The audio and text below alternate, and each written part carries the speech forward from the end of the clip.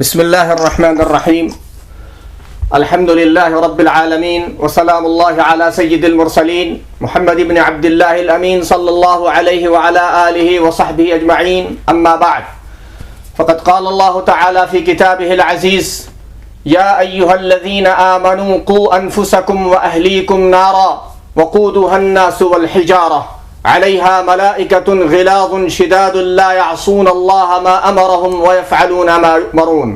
وكذلك قال تعالى: ومن آياته أن خلق لكم من أنفسكم أزواجا لتسكنوا إليها وجعل بينكم مودة ورحمة. میرے پیارے بھائیوں، عزیزوں اور بزرگوں، آج آپ کے ساتھ میری گفتگو کا موضوع ہے اولویات اسریہ، یعنی جو فیملی ہماری ہوتی ہے، جو فیملی والی زندگی ہے، اس میں ترجیحی چیزیں کیا ہیں اور ہمیں اپنی زندگی میں معاملات کس طرح کرنے چاہیے. کتاب و سنت کی روشنی میں آج اس موضوع پر آپ کے ساتھ گفتگو ہے. سب سے پہلی چیز تو یہ ہے کہ جب ہم اسرے کے سلسلے میں بات کرتے ہیں، فیملی کے سلسلے میں بات کرتے ہیں، تو آپ یہ سمجھ لیجئے کہ ہم تین عنوانوں پر بات کریں گے، تین ترتیب ہوگی ہماری.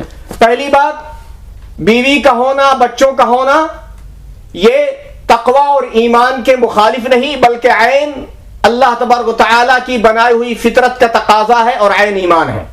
دوسرا عنوان کہ ہم میاں اور بیوی جب ساتھ ہوں، زندگی کا ساتھ اللہ تعالیٰ جوڑوں کے ساتھ لگاتا ہے، تو میاں اور بیوی کے آپس میں تعامل کس طرح ہونے چاہیے، شوہر کا تعلق، شوہر کا معاملہ بیوی کے ساتھ کیسے ہو، بیوی کا معاملہ شوہر کے ساتھ کیسے ہو. دوسرا مرحلہ یہ ہے ہمارے سمجھنے کا، دوسرا عنوان یہ ہوگا. تیسری چیز یہ ہوتی ہے کہ بچوں کے سلسلے میں ہماری توجہ کن امور پر زیادہ ہونی چاہیے اور ہمارے نزدیک ترجیحی امور بچوں کی تعلیم و تربیت میں کیا ہونے چاہیے. ان تین امور کے سلسلے میں آج ہماری آپ کے ساتھ جو گفتگو ہے وہ انہی تینوں چیزوں کے بیچ میں دائر ہوگی انشاءاللہ. تو سب سے پہلی چیز یہ لیجئے کہ شادی کا ہونا، جوڑے کا ہونا، یہ اللہ تبارک و تعالیٰ کا بہت بڑا انعام ہے اور بہت بڑی نعمت ہے، اور اللہ تبارک و تعالیٰ کے مقصود تخلیق میں سے ہے. یعنی اللہ تبارک و تعالیٰ نے جو پیدا کیا ہے اور جو بنی نوع انسان کو آگے بڑھایا ہے، تو آگے جو بڑھایا ہے اس کی تخلیق کا مقصد مکمل ہوتا ہے جوڑوں سے. اسی لیے ہر چیز کو جوڑا جوڑا کر کے پیدا کیا. من کل شیء زوجین خلقنا من کل شیء زوجین. اللہ تبارک تعالیٰ نے ہر چیز کو جوڑے جوڑے کے ساتھ پیدا کیا، ہر چیز ڈبل رکھی. انسان کو بھی ویسے ہی بنایا. قرآن مجید میں فرمایا: وَمِنْ آيَاتِهِ أَنْ خَلَقَ لَكُم مِّنْ أَنفُسِكُمْ أَزْوَاجًا.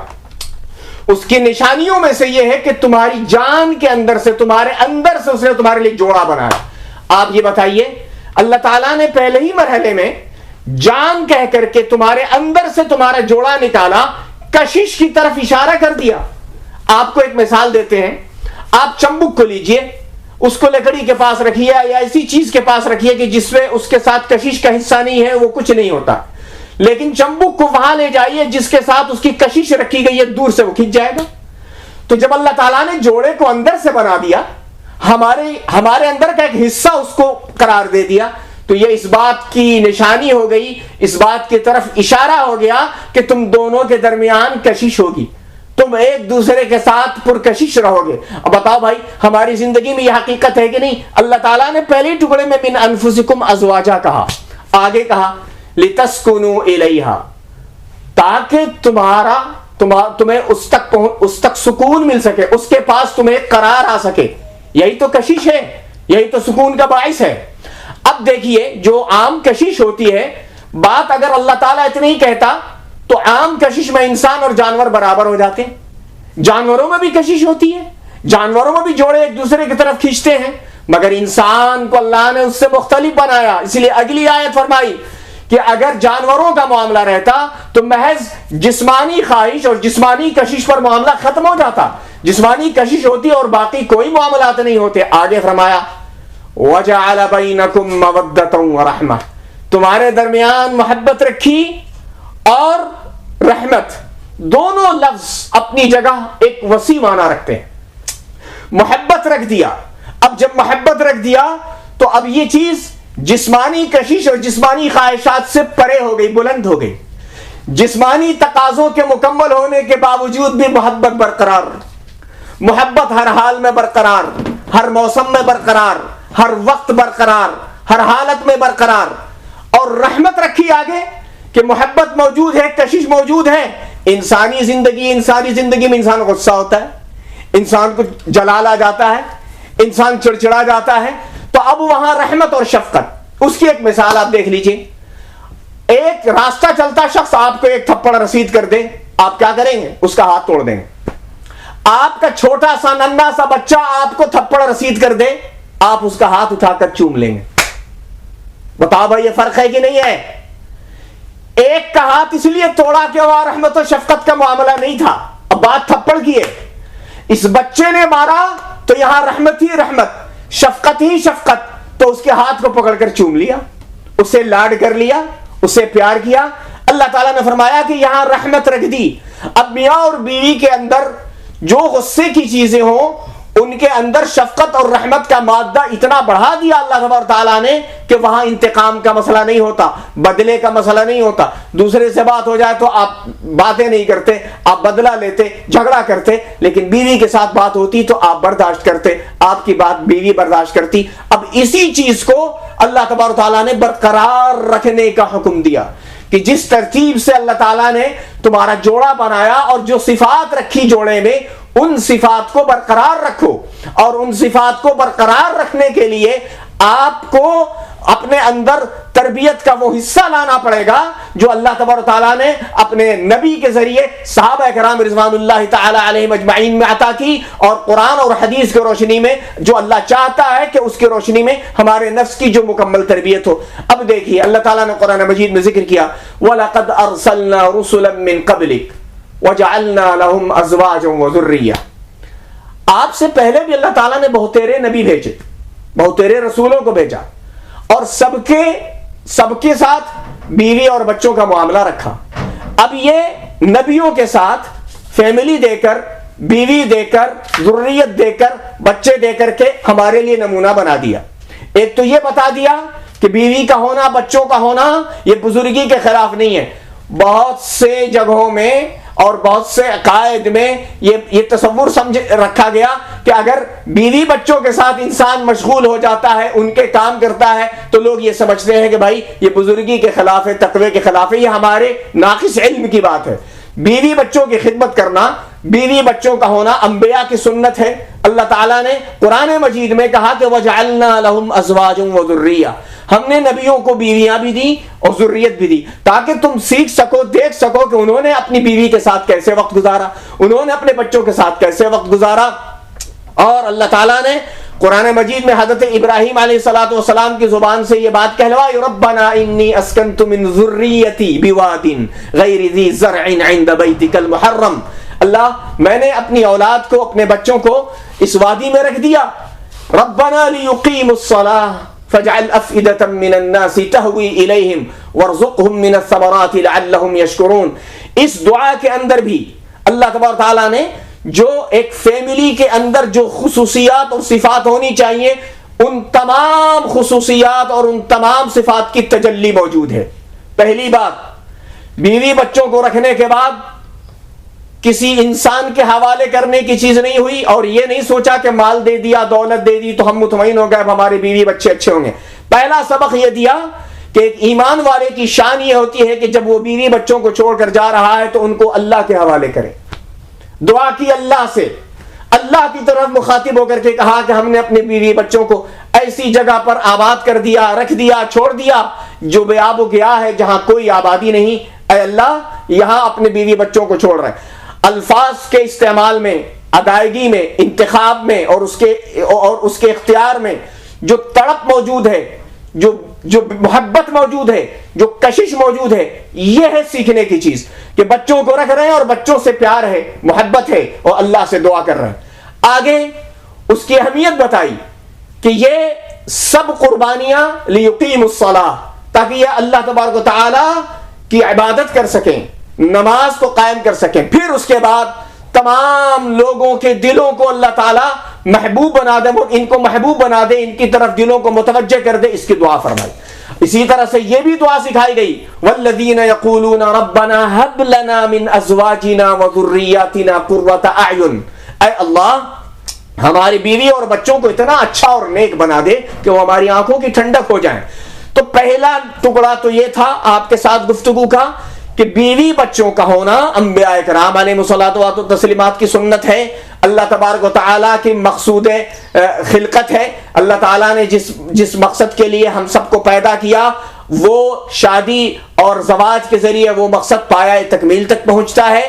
اللہ تعالیٰ نے فطرت کا حصہ بنایا اور اسے عین ایمان کا تقاضا بنایا، اور نکاح کو نصف الایمان بھی قرار دیا گیا، اور یہ ساری چیزیں عین ہمارے دین اور ہمارے ایمان کا حصہ ہیں، انسانی فطرت کا حصہ ہیں، اور اس کے لیے اللہ تبارک و تعالیٰ نے اصول اور ضوابط دیے اور نمونہ حیات عطا کیا انبیاء کرام علیہ الصلوات والتسلیمات کی زندگی سے۔ اب دوسرے مرحلے میں آئیے کہ میاں اور بیوی کے آپس کے تعلقات کیسے ہوں۔ یہ تو بہت آسان بات ہے، وہ چیزیں جو بالکل فطری طور پر ہوتی ہیں ان کو تو سیکھنے سکھانے کی کوئی ضرورت نہیں ہوتی، انسان جانتا ہے کہ ہم شوہر ہیں، وہ بیوی ہے، وہ بیوی ہے، ہم شوہر ہیں، پیار محبت سے رہتے ہیں۔ لیکن کچھ چیزیں ایسی ہیں جن کا تعلق علم سے ہے، تربیت سے ہے، جن کا تعلق دین سے ہے، جن کو بہت جاننے کی ضرورت ہوتی ہے۔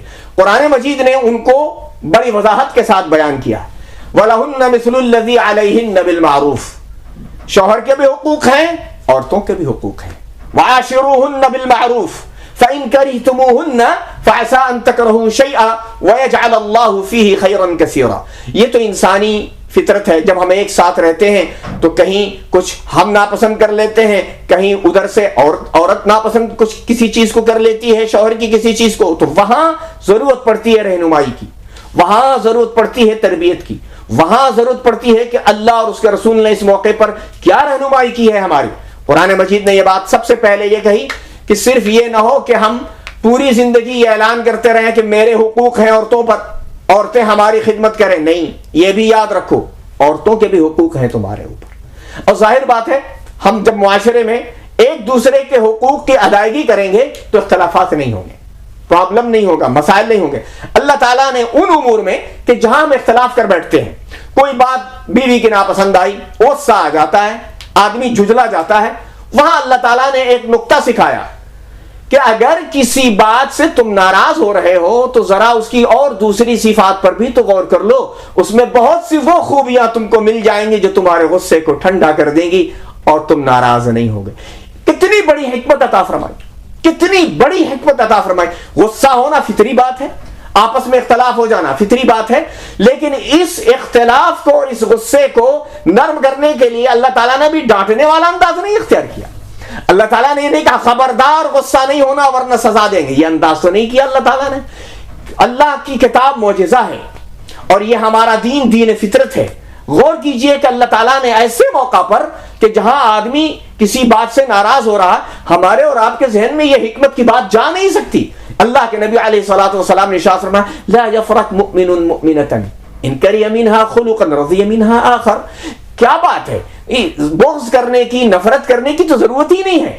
ایک بات ناپسند آئی نا، اب جب تم دھیان میں دو گے تو پتا چلے گا 100 خوبیاں اس میں ایسی ہیں جو بہت اچھی ہیں، جو بہت پسندیدہ ہیں، تو اچھی خوبیوں کو کیوں بھول گئے؟ اور جو غلط بات ہے اسی کو لے کر تم نے زندگی کا پورا عنوان بنا لیا۔ آپ دیکھیے ہم لوگ تو علماء کے طبقے میں ہیں، الحمدللہ ہم اس وقت جتنے اپنے احباب سے مخاطب ہیں سب کے ساتھ یہ معاملات پیش آتے ہیں۔ بہت سے لوگ آتے ہیں فتاوا لے کر کے، مسئلہ لے کر کے، کیا بات ہے طلاق ہو گئی۔ جب ہم غور کرنے جاتے ہیں جب پتا چلتا بات تھوڑی سی تھی، آپس میں غصہ بڑھتا گیا، ایک بات تھی چھوٹی سی، اس ایک بات کے نتیجے میں غصہ اتنا ہائی ہوا، اتنا اونچا ہوا کہ طلاق ہو گئی، جدائیگی ہو گئی، خاندان ٹوٹ گیا، بچے بے گھر ہو گئے، بیوی بے شوہر ہو گئی، اور سب پھر بعد میں رو بھی رہے ہیں، پریشان بھی ہو رہے ہیں۔ اللہ تعالیٰ نے پہلے ہی مرحلے میں اس کا حکمت سے بھرپور طریقہ بتا دیا کہ اگر تم کسی چیز سے ناپسند کر رہے ہو تو پھر غور کر لو اس کی دوسری صفات پر۔ اور حدیث میں آتا ہے دوسری جگہ حضور پاک علیہ الصلوۃ والسلام نے ارشاد فرمایا کہ عورت تو ٹیڑھی پسلی سے پیدا کی گئی ہے، اگر تم اس سے فائدہ اٹھانا چاہتے ہو استمتعت بها وبها عوج، تم اس سے فائدہ اٹھاؤ گے لیکن یہ سوچو کہ ایک دم سیدھی ہو جائے، ایک دم 100% میرے شرطوں پر اتر جائے، ایسا نہیں ہوگا. اس کے اندر جو فطری اس کی انوثت کی وجہ سے جو تم کو کمزوری دکھ رہی وہ تو رہے گی، اس کے ساتھ ہی ساتھ اس سے محبت بھی کرو اور اس سے مستفید بھی ہو. اللہ تعالیٰ نے یہ فرمایا. اور ایک اور چیز ہے، ہم دیکھیے عام زندگی میں خرچ کا معاملہ آتا ہے. قرآن مجید جن جن چیزوں کو اہمیت کے ساتھ بیان کرتا ہے، آپ یقین کر لیجئے کہ وہ ہماری زندگی میں وہ چیزیں پیش آتی ہیں. اللہ نے فرمایا لِيُنْفِقْ ذُو سَعَةٍ مِّن سَعَتِهِ، خرچ کرو بھائی. اب دیکھیے بیویاں مطالبہ بھی کرتے ہیں. اس زمانے میں تو بس اللہ ہی خیر کرے، اس زمانے میں تو مطالبہ ہی بہت زیادہ ہوتا ہے، اور اس زمانے میں تو بے انتہا مطالبات ہوتے ہیں خرچ کے. تو اللہ تعالیٰ تو فطرت سے واقف ہے. اب خرچ کے سلسلے میں عورتیں شوہروں سے مطالبہ کر رہی خرچ کرنے کے لیے. اس میں دیکھیے اللہ تعالیٰ نے کیا گائیڈ لائنز دی ہم کو. ایک تو اس بات سے منع کیا کہ کوئی بہانہ لے کر کے اگر جائز حقوق ہے بیوی کے اور خرچ کر سکتے ہو تو خرچ نہ کرنے کی بات نہ کرو، خرچ کرو. اچھا، اب عورت اگر اتنا زیادہ مطالبہ کر دیتی ہے جو تمہاری گنجائش سے باہر ہے تو اس سلسلے میں ایک ایک پوائنٹ کو اللہ تعالیٰ نے لیا اور انسان کو اعتراض کی گنجائش نہیں چھوڑی. یہ اللہ کی کتاب ہے اور یہ اللہ کے احکام ہیں. کہا لِيُنْفِقْ ذُو سَعَةٍ مِّن سَعَتِهِ، جو بہت خوشحال ہے وہ اپنی خوشحالی کے اعتبار سے خرچ کرے. اب ظاہر بات ہے ماشاءاللہ اللہ تعالیٰ نے تونگر بنایا، اللہ تعالیٰ نے خوشحالی عطا فرمائی، اور اس کے دائرے میں اگر بیوی جائز حقوق کو سامنے جائز چیزوں میں اگر مطالبہ کرتی ہے، خرچ کو طلب کرتی ہے، آپ خرچ کیجئے. اللہ نے حکم دیا.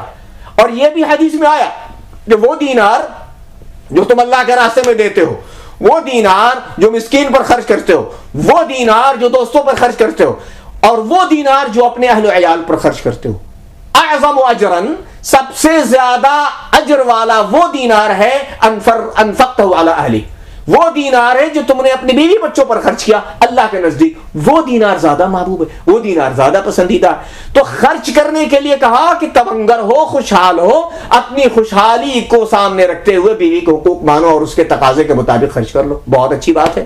اور اگر کسی کے پاس وہ نہیں ہے تو بیچارہ تنگحال ہے، تو وہ بہانہ نہ کرے کہ اگر اس کے پاس حالات اچھے نہیں ہیں اور بیوی نے تقاضا کیا تو کہے کہ میں تو بہت غریب آدمی ہوں، میرے پاس تو 100 درہم ہے، تو میں کیسے خرچ کروں. وَمَنْ قُدِرَ عَلَيْهِ رِزْقُهُ فَلْيُنْفِقْ مِمَّا آتَاهُ اللَّهُ. اور جو تنگ حال ہے، جس کے پاس کم ہے، تو وہ یہ نہ کہے کہ نہیں ہے، نہیں خرچ کر سکتا. کیا سکھایا؟ جو ہے اس میں سے خرچ کرو. اب آپ یہ بتائیے اس سے بڑھ کر اعتدال کیا چاہیے؟ اس سے بڑھ کر فطرت کے تقاضے کیا چاہیے؟ اس سے بڑھ کر عمدہ باتیں اور کیا چاہیے؟ جو جس پوزیشن میں ہے اس پوزیشن میں اپنے بچوں کے اور اپنے بیوی کے حقوق کو ادا کرے. اللہ تعالیٰ نے یہ بات پسند فرمائی. اب تیسرے مرحلے میں داخل ہوتے ہیں. اولویات کیا ہونی چاہیے؟ اولین ترجیح کیا ہونی چاہیے میں ہماری اپنی فیملی میں؟ اللہ تعالیٰ نے قرآن مجید میں ارشاد فرمایا اپنے کو بھی اور اپنے گھر والوں کو بھی جہنم کی آگ سے بچاؤ.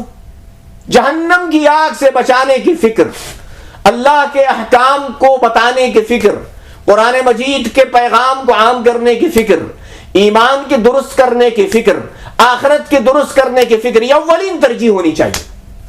اگر ہم نے ساری تعلیم دے دی، ساری ایجوکیشن دے دیا، کالج بھیج دیے، یونیورسٹی چلا گیا بچہ، بڑے جاب میں چلا گیا، مگر خدا کو نہ پہچان سکا، رسول کو نہ پہچان سکا، آخرت کو نہ جان سکا، اللہ کے دین کو نہ سمجھ سکا، تو ہمیں کیا ملا؟ ترجیحات میں سے یہ ہونا چاہیے، باقی سب چیزیں اس کے تابع ہونی چاہیے. اللہ تعالیٰ نے قرآن مجید میں حکم بھی دیا اور انبیاء کرام علیہم الصلوات و تسلیمات کی فکر کو بیان بھی کیا. حضرت یعقوب علیہ السلام کے انتقال کا وقت ہے. ام کنتم شہداء اذ حضر یعقوب الموت اذ قال لبنیہ ما تعبدون من بعدی. حضرت یعقوب علیہ السلام کے بچوں نے کیا دیکھا تھا؟ باپ نبی، دادا نبی، پردادا نبی، نبی کے اولاد، خود بھی انبیاء ہوئے، خود بھی نبی ہوئے، اور اللہ تعالیٰ آگے چل کر کے ان میں نبیوں کا سلسلہ لا رہا ہے، اور اپنی پوری زندگی اپنے والد سے توحید دیکھی، عقیدہ توحید پر قائم رہے، اور والد نبی ہیں، سب دیکھا. اور انتقال کے وقت یہ فکر نہیں ہے کہ یہ دولت کدھر ہے، وہ پراپرٹی کدھر ہے، کتنا پیسہ کہاں چھوڑا، تم یہ دیکھ لینا، تم وہ دیکھ لینا، وہ دیکھ لینا. انتقال کے وقت جس بات کی سب سے زیادہ فکر ہے وہ یہ کہ ہمارے بعد تم کس عقیدے پر قائم رہو گے، کس کی عبادت کرو گے، وہ جانتے ہوئے بھی لیکن ایک فکر، یہ علامت، یہ سوال حضرت یعقوب علیہ السلام کا حضرت یعقوب علیہ السلام کی ترجیح کو بتاتا، فکر کو بتاتا کہ نبی جب جا رہا ہے دنیا سے تو نبی کو کس بات کی فکر ہے، ہماری اولاد عبادت کس کی کرے گی. تو انہوں نے بھی، وہ انبیاء کی اولاد تھے، انہی کے بیٹے تھے، بہت یقین اور اطمینان کے ساتھ اطمینان دلایا والد کو، نعبد الہک، اے ابا حضور آپ کے خدا کی عبادت. پہلی بات یہ کہ آپ جس خدا کی عبادت کرتے ہیں ہم اس کی کریں گے. وَإِلَٰهَ آبَائِكَ، اور خود آپ نے جو وراثت میں اپنے باپ دادا سے جو عقیدہ لیا، جو عبادت لی، جو توحید لی، اس پر قائم رہیں گے، اس خدا کی عبادت کریں گے. اور مزید وضاحت کی ناموں کے ساتھ، الہک و الہ آبائک ابراہیم و اسماعیل و اسحاق. پھر اخیر میں ہر قسم کے شک اور شبہے کو ختم کر دیا، الہ واحدا ونحن له مسلمون. جب جا کر حضرت یعقوب علیہ السلام کو یہ اطمینان حاصل ہوا کہ ہاں یہ دین پر پختہ اور درست اور برقرار رہیں گے. تو میرے عزیزوں، بچوں کے سلسلے میں بھی جو ہمیں فکر کرنی ہے اور بچوں کے سلسلے میں جو سوچنا ہے وہ یہ کہ بچوں کی جو تربیت ہو وہ ایمانی ہو، وہ دینی ہو، ان کے اندر وہ شعور بچپن سے بیدار رہے کہ حرام اور حلال کی انہیں تمیز ہو جائے، حق اور باطل کی تمیز ہو، اللہ اور رسول کی پہچان ہو، آخرت کی پہچان ہو. پھر یہ بچہ بڑا ہونے کے بعد زندگی کے کسی بھی شعبے میں جائے گا اور کہیں بھی جائے گا وہ تمام حقوق کو ذہن میں رکھے گا. اب یہ بچہ جب بڑا ہوگا تو بڑا ہونے کے بعد جب اس کے ماں باپ بوڑھے ہو جائیں گے تو وہ اللہ کی رضا ڈھونڈے گا کہ ابا کی فکر کرو تو جنت ملے گی، اماں کی فکر کرو تو جنت ملے گی.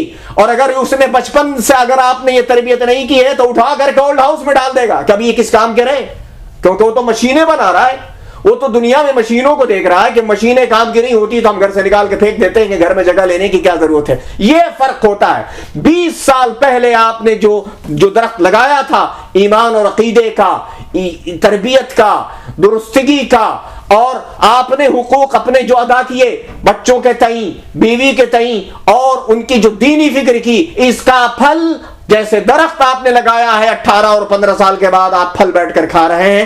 تو ایک درخت جس میں جان نہیں، جس میں زبان نہیں، جس میں عقل نہیں، جس میں ادراک نہیں، وہ اتنا مفید ہے آپ کے لیے. آپ نے اگر 18 سال اس کی خدمت کر لی تو یہ انسان جو اشرف المخلوقات ہے اس پر اگر آپ نے محنت کر لی تو آپ مجھے بتائیں کہ اس کا پھل کتنا عظیم ہوگا اور کتنا اچھا ہوگا. اب یہ بچہ جب کل جوان ہوگا اور والدین جب اس کے بوڑھے ہوں گے تو وہ ان کے آئینے میں اللہ کو دیکھے گا، اس آئینے میں وہ اللہ کے نبی کو دیکھے گا، اس آئینے میں وہ اللہ کی رضا کو دیکھے گا.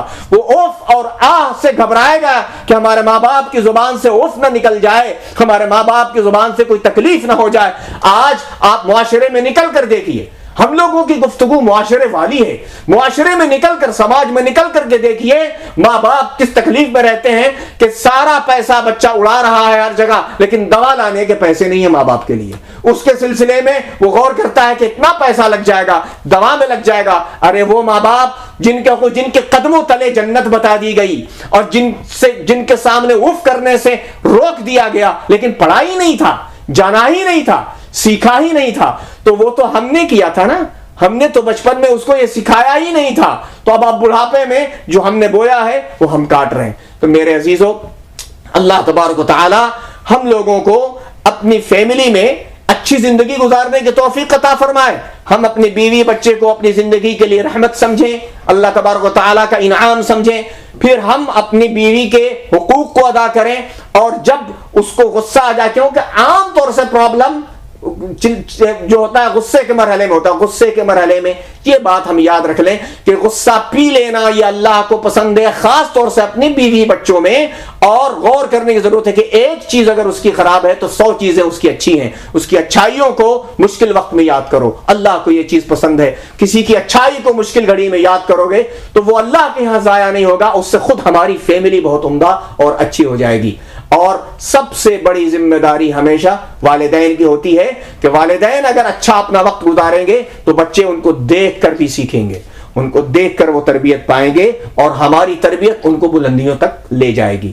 جس ملک میں ہم موجود ہیں اللہ کے فضل و کرم سے یہ ملک اس چیز میں بڑی عظیم خدمات انجام دے رہا ہے. وزارت تنمیت المجتمع اور اسی طرح سے توجیہ الاسری، اسی طرح سے مراکز تحفیظ القرآن کے ذریعے جگہ جگہ الہیئۃ العامہ للشؤون الاسلامیہ والاوقاف نے جگہ جگہ بچے، جوان، بڑے، بوڑھے، مرد، عورت سب تک قرآن مجید کا نور پہنچانے کی کوشش کی ہے، ہر ایک کے دل میں قرآن مجید پہنچ جائے۔ اور جب قرآن مجید جو خود کتاب ہدایت ہے اور دستور حیات ہے، جس گھر میں قرآن چلا گیا تو اللہ کے نبی علیہ الصلوۃ والسلام کے اخلاق کے بارے میں تو پوچھا ہی گیا، تو فرمایا ام المؤمنین حضرت عائشہ رضی اللہ تعالی عنہا نے کہا خلقہ القرآن، جو قرآن میں دیکھتے ہو وہ نبی کی سیرت میں چلتے پھرتے دیکھو، وہ چلتا پھرتا قرآن مجید ہے۔ تو جب قرآن مجید ہماری زندگی میں آ جائے گا تو وہ چلتا پھرتا قرآن پھر ہماری زندگی میں بننا شروع ہو جائے۔ قرآن مجید حرکت کے لیے آیا، ہماری زندگی میں چلنے کے لیے آیا۔ والکاظمین الغیظ، قرآن نے کہا